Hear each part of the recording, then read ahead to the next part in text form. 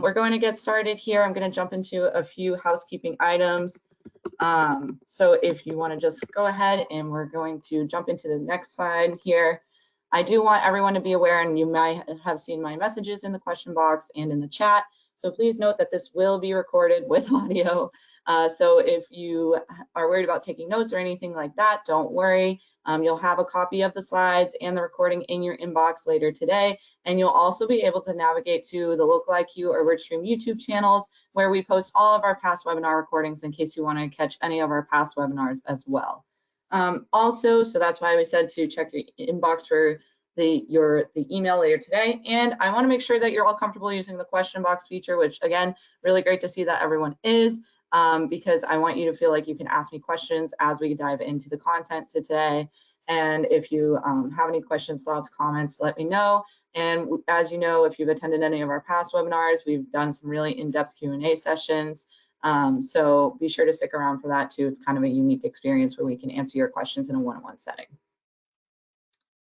So for everyone on this call, I want to get us on the same page as to who Local IQ is. Now, some of you might already be familiar with Local IQ. Some of you might already be even working with us, which is great. Some of you might be totally new and welcome. And some of you might be working with or familiar with our sister brands, WordStream and ReachLocal. So for everyone on this call today, I just want to get us on the same page that Local IQ is a fully integrated growth marketing platform that marries innovative technology and unparalleled expertise and service to give your business everything it needs to prosper and thrive. So how exactly do we do that? Well, technology is at our core. So we use proprietary AI optimized technology informed by data from over 1 million Local IQ campaigns that you can't find anywhere else to help make data-backed decisions for your campaigns. We also give you tools at your fingertips to save time and put time back into your day so that you can focus on running your business and growing your team rather than worrying about the menial tasks of marketing. And also, we've been in the digital marketing game for over 15 years, which if you think about the age of digital marketing, it's not much older than that. So we've really been there through all the ups and downs and ebbs and flow of the landscape, and we're here to tell that story. Something we're really proud of here is that Local IQ is a premier partner with all the major local advertising platforms. Now, this isn't just given to any growth marketing platform out there. It's really only given to businesses that prove expertise within the digital marketing landscape, hit a rigorous set of requirements, show thought leadership, and ensure campaign success for our customers. So a little bit about me today, your host. I'm Susie. It's wonderful to meet you all. I'm a senior content marketing specialist over at Local IQ, where I write educational content on everything under the digital marketing sun, from SEO to PPC to landing pages to display ads, anything and everything. I've created content around it. And how I got into this role was I formerly was a digital marketing consultant over at WordStream, where I was coaching businesses, much like the folks on this call today, through the day-to-day best practices on platforms like Google Ads, Facebook ads, and so on. So I took that real life experience and applied it to the educational content that I write today.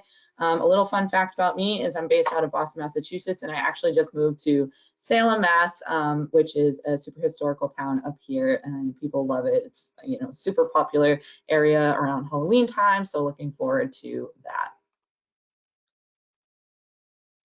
With that, I'm going to try and pass it off to our guest speaker, Justin, today to introduce himself as well. So let's see, Justin, are you able to go ahead and hop on your mic and introduce yourself too? All right, and let's just make sure everyone is able to hear Justin. So we'll just do a quick audio check here. If you can hear Justin introducing himself, go ahead and let me know in that question box and I'll be able to see the responses.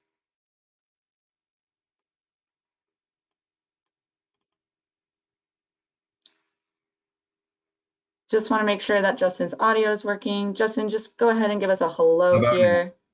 Can you hear me now? I can hear you. Yeah. Yeah. Okay. So I think you're good to go. I'm Justin Alcada. I am the Director of Website Strategy and Growth for Local IQ. Myself and my team manage localiq.com, wordstream.com, as well as international properties that support the UK, Australia, and New Zealand. Small businesses are in my family's DNA. So I grew up in a family of small business owners spinning across New England. My grandfather owns a printing business. My aunt owns a flower shop. My uncle a car audio business. That's largely what's led me to talking to you all today. I've seen what it takes to run a small business firsthand, and it's not easy, especially when you factor in digital marketing. It's like running a whole second business. So I hope what we covered today will help to make it even marginally easier for you, or at least spark some creativity and ideas on how you can approach landing pages.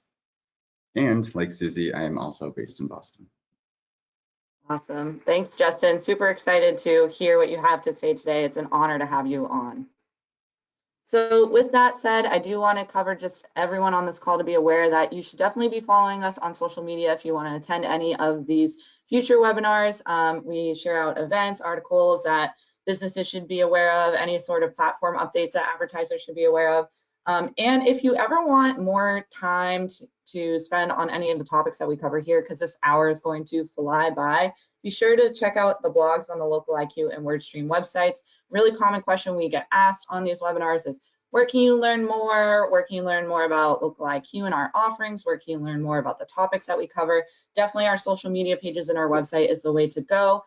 So you can find LocaliQ on LinkedIn, Instagram, Facebook, Twitter, or X, and YouTube, and then WordStream on LinkedIn, Facebook, X or Twitter, and YouTube as well. And again, just taking note of those YouTube channels here, that's where you can navigate to easily find all of our webinar recordings on there as well. All right, with that, I do want to warm you all up. If you've attended any of our past webinars, you know I love to keep our attendees on their toes. So I just kind of want us to warm up to the topic of landing pages today and get into the customer mindset a little bit. I mean, at the end of the day, we're all consumers in and of ourselves. So I want you all to let me know in that question box, and I'll call out some of the answers here. What do you think is the most important part of a landing page? What makes a landing page pop out to you as a customer? What do you tend to prioritize in your own business's landing pages if you've already built some? I just want to take a quick pulse check on how we're feeling about landing pages, what's a priority here, and so on.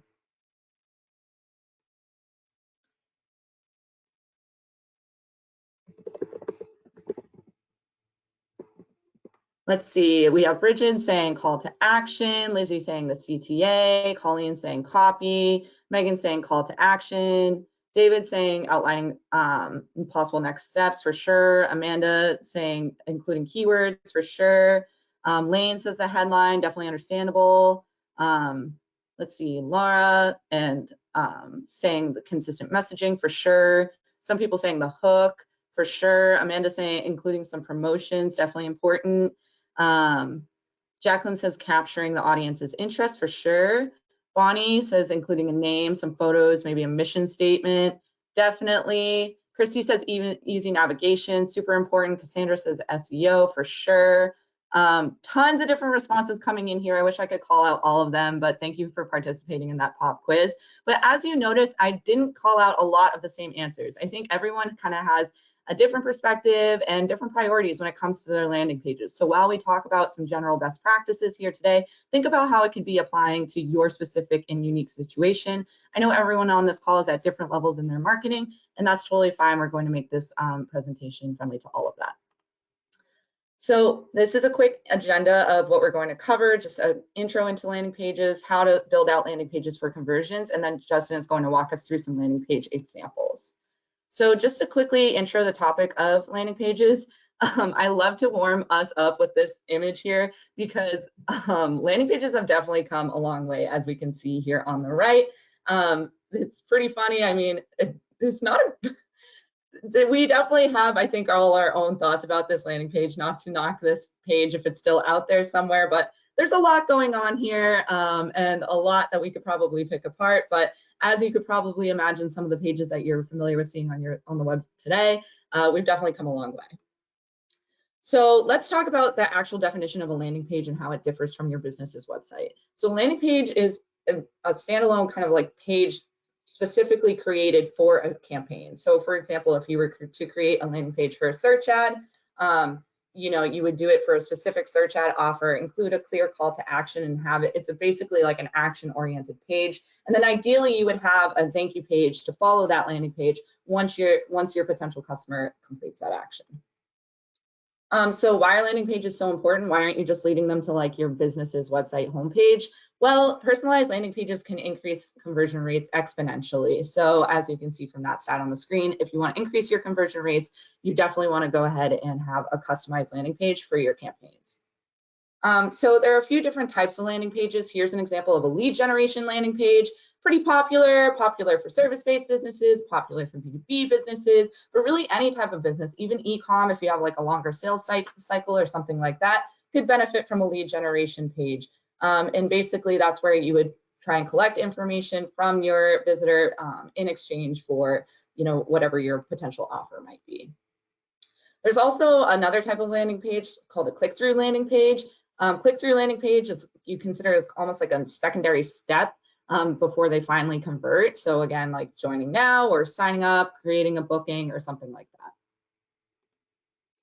So how do you build out a landing page for conversions? Well, there are a few things that you want to make sure that you're hitting before you even build out your page. First of all, you want to identify your goal, which of course is a given with anything with marketing, but I do want to reiterate that because it can be really easy to get bogged down into all the different things that you're trying to achieve in your marketing.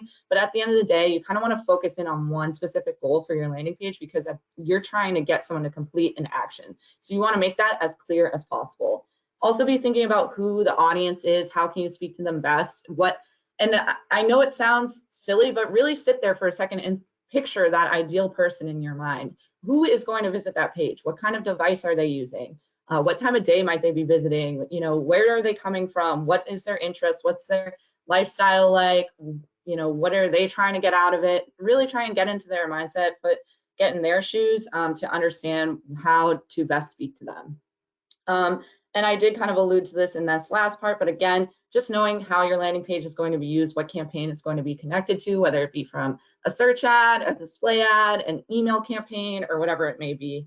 And then also you want to be considering your competitors here. So it wouldn't hurt to poke around at your competitors' landing pages and just see kind of what your competition is like, what ideas and things about your competitors' landing pages you like or don't like, and so on.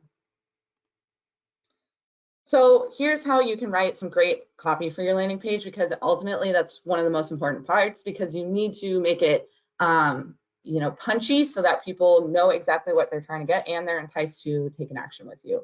So of course you want to start with an appealing offer and have that strong headline, but also want to make sure things are as concise and clear as possible.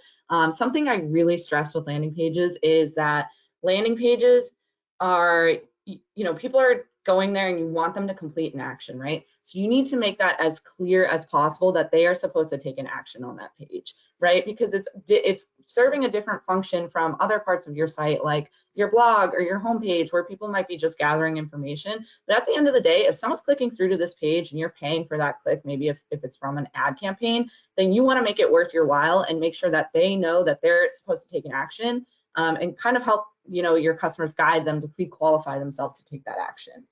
Also, you probably will have a form on your landing page, and we'll talk more about some of these best practices as we go through the examples from Justin.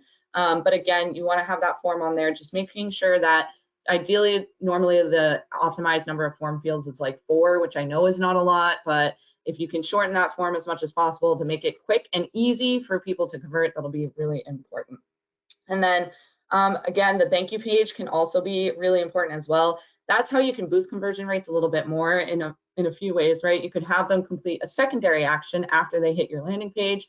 You could also, it just provides a better customer experience because they're getting confirmation that they completed the desired action and they're going to get, you know, their end of the deal out of it, right? So if they sign up for an email download, a thank you page confirming that it's going to land in their email just gives the customers a peace of mind.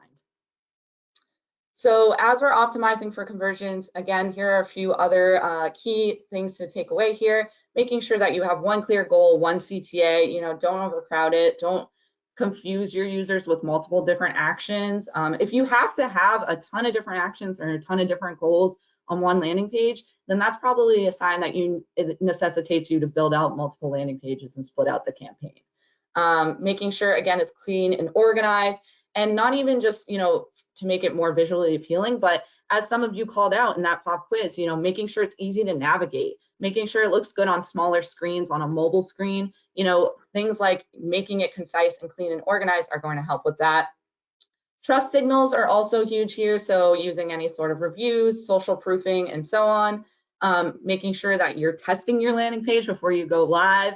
It's also super important. So to ensure that your tracking is following through correctly, that the actions will be tracked, and that, you know, whatever secondary actions you're going to provide, let's say you have to send them a guide after they fill out that form, making sure that that guide's going to send out correctly, and so on.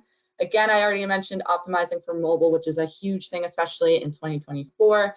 And you might also want to be testing your landing pages too. At the end of the day, it's probably going to take some trial and error to find what landing page works best for your business. So don't be afraid to test out a few different types of landing pages before you really settle on one type.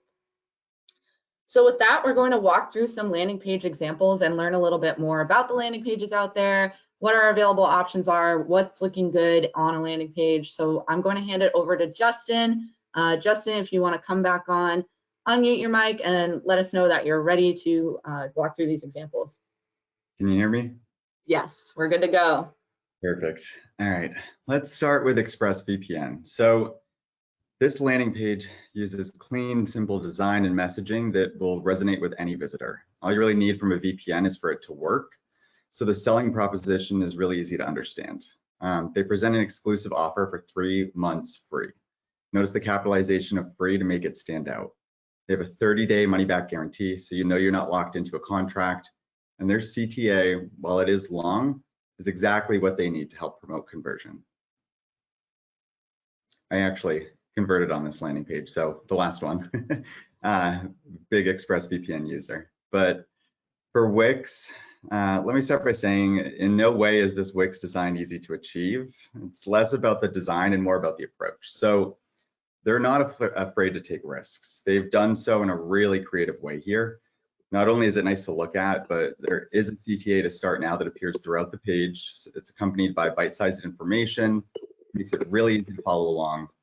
Remember that landing pages don't need to be boring. They can be fun, they can be visual, they can still serve their purpose, but don't be afraid to test things out. With Airbnb, so Airbnb is known for their advertising. It's always a fresh approach, always makes viewers feel seen. This landing page really brings an interactive module above the fold, which gets the user engaging with it. It also brings a personalized value-add experience. So the map automatically picks up your geolocation when you land there. And keep in mind, for a service-based business, it's always good to reinstate where your business operates. Let visitors know the area that you serve. That's why they're looking for, that's what they're looking for and why they're looking for a business. They're trying to find someone that's local, someone that can actually get to them, someone that knows their needs. So this landing page does get a bit busy for my liking. It's for a company called Storyworth, but I think it's important to note 2 factors here. The first, they're selling an emotion just as much as they're selling a product. And the second is that they're doing so while promoting a discount and building trust throughout the page. For a plumber, this could be the relief your customers feel after you fix a leak in their house. For a dealership, it could be a parent buying their kid their first car. Make sure to recognize the emotions that come with the service or sale that you're providing. Keep in mind why you got into the business you're in. It'll help to build a connection with prospects and customers and help them to convert.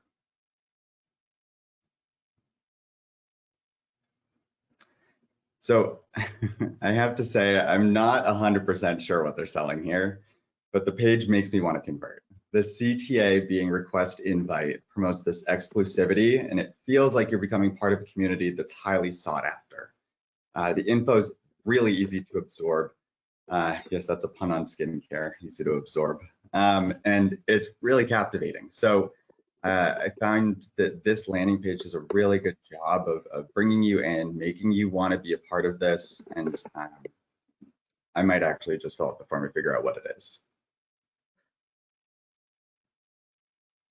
And for any of you in the New England area, you've probably heard Long Bath's jingle that's on TV that constantly gets stuck in your head. But I found this landing page, it's doing the most. They're providing a lot of information, but their copy and their placement of the copy is done so in a way that makes it extremely easy to skim.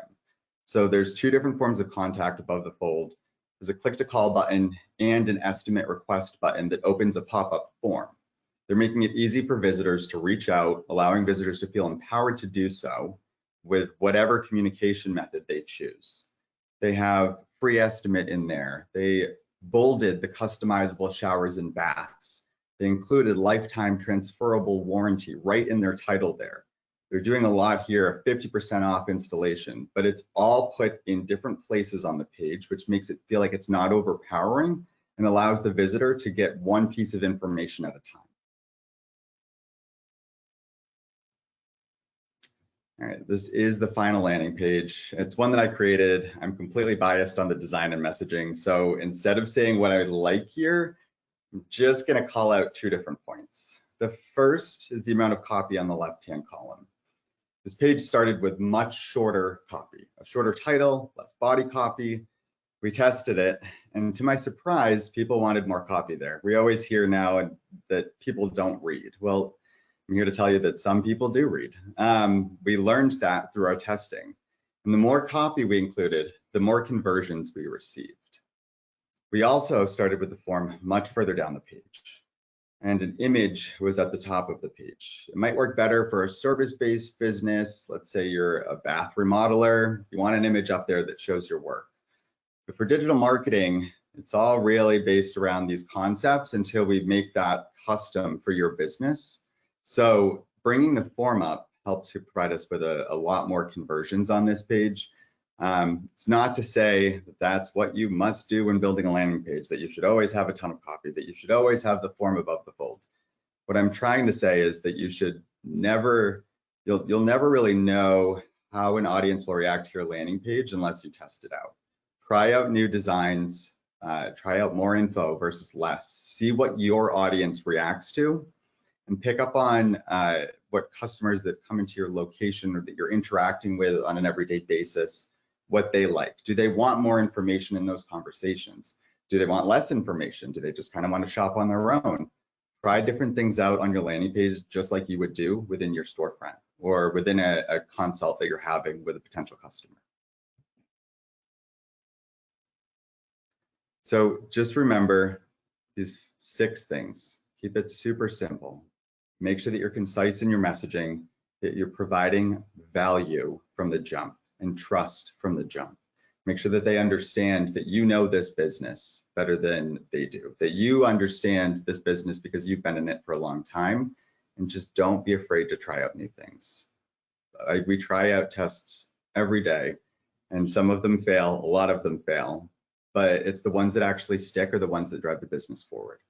Follow the data, make sure that you're looking at that, make sure that you have data set up, data collection set up, so that you can actually look at insights from these landing pages and you can make tweaks in the future to improve them. And don't be afraid to ask for help. It could be family, it could be friends, it could be a digital marketing provider, but just make sure that you're asking people, because that's the only real way to move it forward.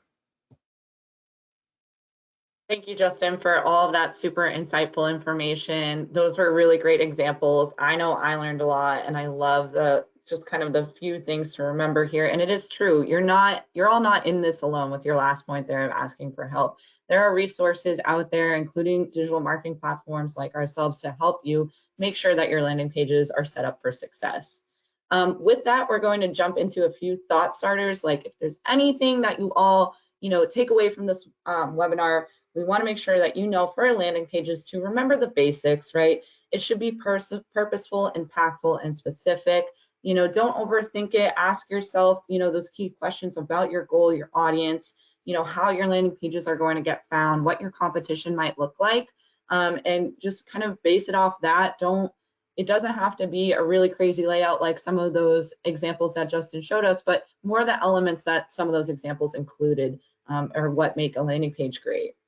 So again, keeping it clear and sticking to one goal and one call to action is really important. And it's okay if your business or your digital marketing has multiple goals and multiple actions that you want to complete. Just create separate landing pages for that. And again, I understand for a growing business, it's not always feasible to just be blasting tons of different landing page build outs out there all the time. But if you can start, splitting off a few and maybe setting up a few landing pages to start, is a really good way to kick things off and grow from there. And then also at the end of the day, be prioritizing your copy. Again, there are tons of tools out there that can help you with your copy, but just make sure that you're giving it that final read through and that personal touch. So using that persuasive copywriting, we have tons and tons and tons of copywriting resources on the WordStream and Local IQ blogs, tons of lists of words and phrases that you can use, keywords that you can use, and so on. So just hop on to our websites there and you'll be able to find a lot of resources about that, search it, and do whatever you want to kind of check out some of our different copywriting resources that can really help. But again, just like, you know, testing different types of copy, using emotional words and phrases, thinking about the psychology behind the action that you're looking to get. We have a lot of resources on marketing psychology too that can be helpful when you're trying to think of copy. Because even as someone who writes copy and content all day, I even feel like it's hard to think of the right, you know, punchy headline or something for an ad or for a landing page. So we're all in this together. You know, there is not one set person that knows everything and anything there is to know about landing pages and digital marketing. So just trying your best and doing what you can with the resources that you have is a really great start. So with that, if you feel like, you know, you have more questions, I saw a lot of questions coming into the chat here. I'm going to launch a poll on your screen here, and it's going to take over your whole screen. So there is no slides after this. Just go ahead and answer that poll, and then you can sit back and relax for the audio portion. But if you all feel like you want to optimize your landing pages, squeeze more out of your landing pages, just maximize your landing page success, go ahead and hit yes on that poll. I saw a lot of questions coming in about specific situations, specific types of businesses, specific industries. This is your opportunity to get your questions answered about that. So go ahead and, you know, hit yes on that poll if you have more questions and want them answered at a one-on-one setting with an expert at a time of your choosing. In the meantime, we're going to leave that poll up. So like I said, if you answered it, go ahead and sit back and relax. And we have tons and tons of questions coming in. So I'm going to try and pick out some questions for me and Justin to answer for you. If you all have questions that you haven't asked yet, be sure to send them in now, and we'll go from there. Okay, so great first question coming in here. And Justin, if you can still hear me and we can hear you, I would love to bounce this off to you. Someone had asked, is it safe to say that what works for desktop in terms of landing pages will also work for mobile? Do you find that businesses typically have separate mobile and desktop landing pages, or what would you recommend in that regard? So I can speak to the landing pages that we run. We have the same desktop landing pages we do on mobile. It just is responsive, which means that all of that content is just getting displayed in another fashion. But we do make sure that our mobile and our tablet experiences are optimized, so that way we know that we're still providing all of that good information that we're providing on desktop to mobile users, but we're doing so in a fashion that allows for them to really get into the data or get into the copy and the messaging, and to not be worried about like design flaws that happen with that. I don't think we've ever done a specific mobile experience.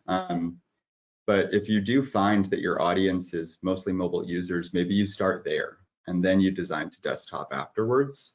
It really depends on your specific audience, because we know that about, I think, 65% of our users are desktop first and then mobile.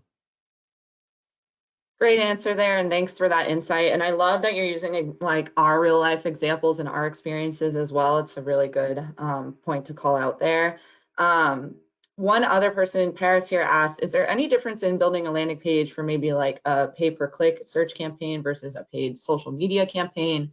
I'll bounce that. I have a few thoughts if you don't have any specific answers to that, but I do want to bounce that to you, Justin. Any thoughts on creating landing pages for different channels like that? I would say just make sure that whatever the initial ad is, whether it's on social media, whether it's pay-per-click, that messaging pulls through into the landing page. You always want to be consistent. You always want to draw users in and then have something that's relevant on that landing page. It's important to make sure that there's a uniformity across both of those. Agreed. I think that's a really good call out that I actually didn't even think of, Justin, that, you know, providing that consistent experience across the multiple different landing pages so that no matter how your customers are coming to your landing page, they're still getting, you know, a similar offer, and they're not confused, right? So I think that's a good call out there. Sorry to rapid fire these questions at you, Justin, but so many great questions coming in, you all. Another good one for you, Justin. This person, Michael, had asked, you know, we feel like the less questions we ask, the more leads that they get on their landing page, but it's not, you know, always very good, like at the end of the day, sell rates or, you know, good lead quality. So Michael asked, do you find that the more you ask on a landing page, the better the quality of the lead? I definitely have some thoughts on this, but go ahead, Justin. What would you recommend to find that balance of like how much you should have on your landing page versus how little? Here's the thing. So with our landing pages, I feel like we don't want to stop people from filling out the form, and we don't want to stop people from coming in and having a free digital marketing assessment, because we know the value that we can provide. And I know it's probably a lot to manage all of the leads that come in, especially if they're not qualified leads. So for a small business owner, I'm sure that's a lot of work in its own. But you might miss out on someone that doesn't want to take the time to necessarily answer a longer form if you provide that on your landing page. So you might miss out on a lead. It's really dependent on how comfortable you are with the amount of leads that you're getting and the quality of leads that you're getting. I typically would lean towards making it more generalized, so that way you know that every single person that lands here that could be a potential fit for your business is getting through the door and is at least getting in front of you. If you don't have as many resources available to you and don't have as much time to look through these leads, maybe you do ask a couple other identifying questions on your landing page that will help weed those people out. Totally agree there, Justin. That was basically what I was going to say as well. So we'll jump to the next question here from Andrew, and I think this would be another good one for you, Justin. He says, based on your experience, would you say that an immediately accessible CTA would be more important than design per se, or do you feel like users will base their willingness to proceed based on how well the page is built? So basically trying to balance like the importance of having that CTA and that action versus having like a really nice, flashy, easy to use design. I think it's all about balance. So we always want to have some CTA above the fold that's driving users either to a form on the page or that's driving users to a different page on your site that contains the moment of conversion. But the design, you want to make sure that things are laid out well and that there's space so that people have time to really comprehend the information that you're providing. So don't try to shove everything into above the fold. I would say try to balance it out. Make sure that the real important points that you're trying to make are visible above the fold. So if there's some type of a discount, if there is like a certain number of years in business that you're really proud of that you want to include here, there's stats or maybe a customer quote even that you think is really, really compelling for your business. Don't be afraid to try that out above the fold, but the CTA is really what you're trying to get people to do. You're trying to get people to convert. So I would say a well-designed landing page might have less of an effect if the CTA isn't present for the user. I agree with that. You know, I do agree, like it's a balance and ideally you have both, but yeah, I mean, at the end of the day, you're trying to get those actions in. So I think that is definitely, you know, a little bit more important, and the design can come as you continue to evolve your landing page strategy. Justin, Megan asked a question here that I feel like you could probably speak to too. She asked, could landing pages have any SEO value, or are they just separate pages just for ads? Like, could you use a landing page for both an ad and SEO value, or would that just really be two separate strategies there? So our landing pages are de-indexed, which means that Google can't actually read them and they're not providing any SEO value to us. These are specific cases that we're using for our paid efforts, whether it's PPC or social media or a display campaign. and they're not providing any SEO value to the site. It's really dependent on your business model, but I typically don't like to send people to a full website that has your navigation, because then they could get lost. And then the whole point of the PPC campaign, for instance, is the point of conversion, but then you've lost the point of conversion. And even if they do convert on your website in another area, you're not able to track that back to the original source, which means you're not actually effectively seeing how your campaign is performing. I think it's important to kind of keep that in mind. And if you're able to split up the SEO value from the lead value, do it that way. That way you're also testing in a closed off environment versus testing on something that could impact your overall site traffic. That is really good insight that, again, I didn't necessarily think of. So thank you again, Justin, for that great insight. I really appreciate you answering all of these questions.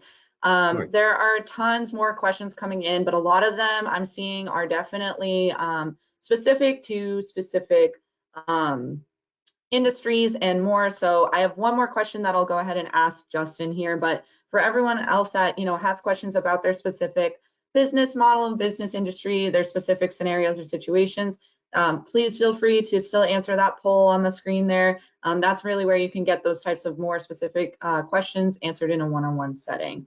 And for our last question here, Justin, this is, I think, a good one. Someone asked, what is a good time frame to make changes or adjust your landing page? Like, is there a certain time frame to test changes on a landing page? What would you recommend are the best practices there? So it all depends on how many people are seeing the landing page, how many people are landing there. Like I said, I manage localiq.com and wordstream.com. Wordstream.com has been around much longer, so it has way better SEO than localiq.com does, which means we get a lot more people to that site than we do of localiq.com. And because of that, our tests hit statistical significance much quicker than that of localiq.com. A best practice is usually around 2 weeks, so allow it to run for 2 weeks, but really look at the amount of traffic that's going there. You'll want at least a few hundred people, I would say, to at least see the landing page before you make a decision. It could just be that there's an off week as well. And so like we have weeks where all of a sudden we'll have 0 conversions on a landing page, but then we'll have weeks where we have hundreds of conversions. It really does ebb and flow. So the thing is, just don't give up, just keep trying, keep testing out new things, and you'll eventually find your stride with it. That's a great answer. I love the positive twist at the end, sticking through all the ebbs and flows of your tests as they go. And again, and something that I usually feel like I get hung up on time frames. So I think it is really important to consider the volume or the traffic and the quality of the test rather than how long it really runs. So that was really great insight too. So again, everyone, thank you so much for joining. I know this was a ton of information, so you will get the recording and the materials in your inbox later today. You can find the recordings on our YouTube channel. If you have more specific questions, be sure to answer that poll here before we close out.